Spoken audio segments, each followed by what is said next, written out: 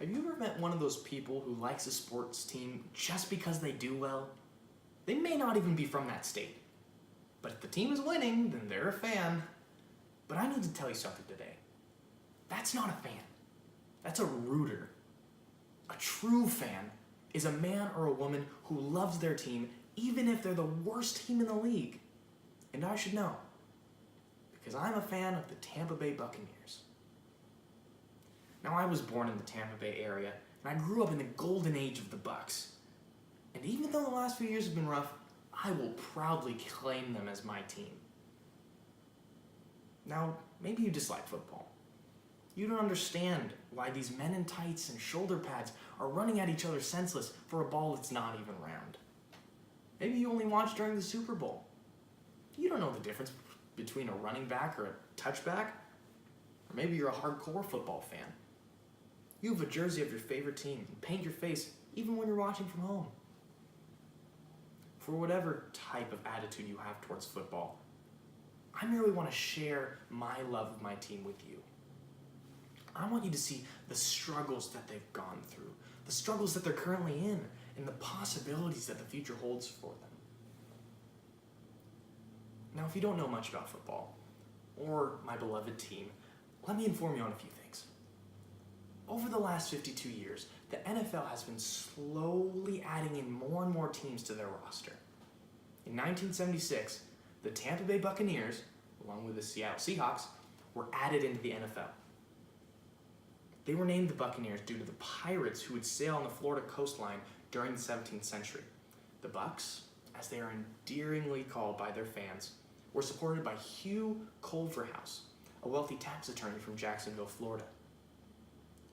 The Bucs were a relatively popular team in the 80s, but when Culverhouse died of cancer in 1994, it was revealed that the team was nearly bankrupt. The team was on shaky ground. And the bidding to buy the team nearly caused them to become the Tampa Bay Buccaneers. They almost became the Baltimore Buccaneers. However, a wealthy man named Malcolm Glazer outbid his opponents for $192 million and put his three sons, Brian, Edward, and Joel, in charge of running the Buccaneers franchise.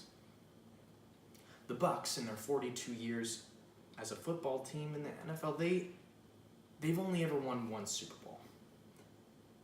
And that was in 2002 under their head coach, John Gruden.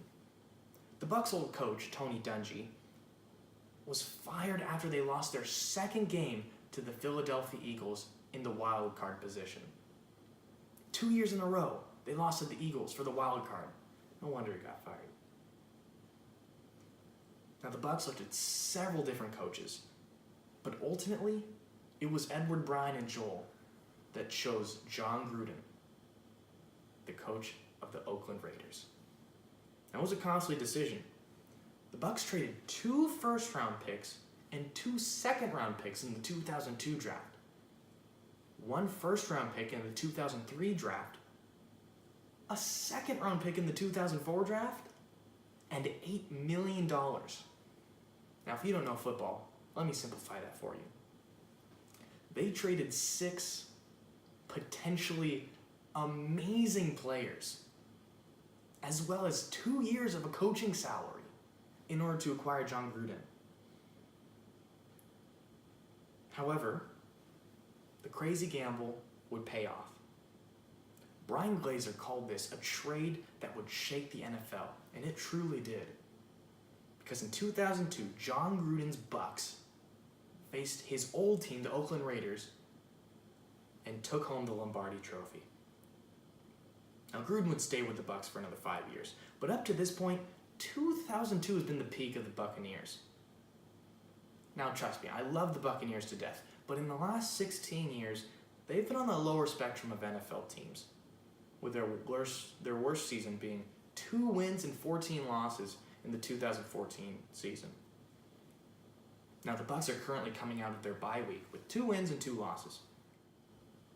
The team acquired 7 new players during the 2018 draft, which helps even out the team into a healthy balance of energized rookies and veterans to teach them.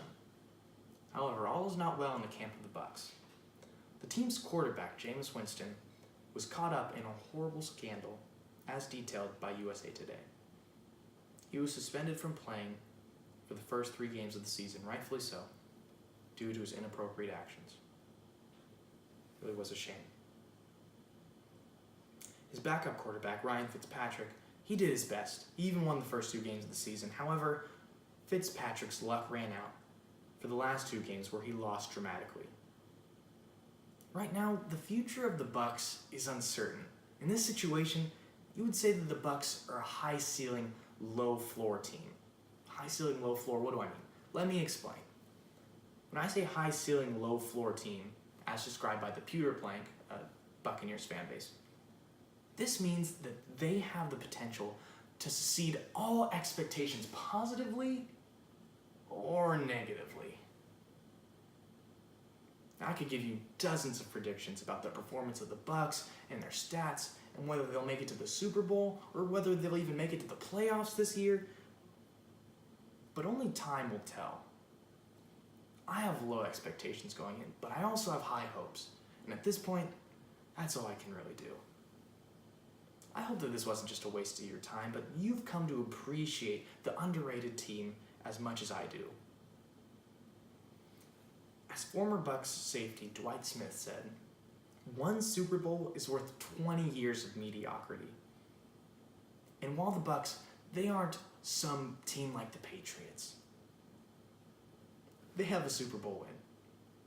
And that's saying more than a few other teams, and I take comfort in that. The Bucs struggled to get to the top, but they've done it once before, and I have confidence that they can do it again. Thank you.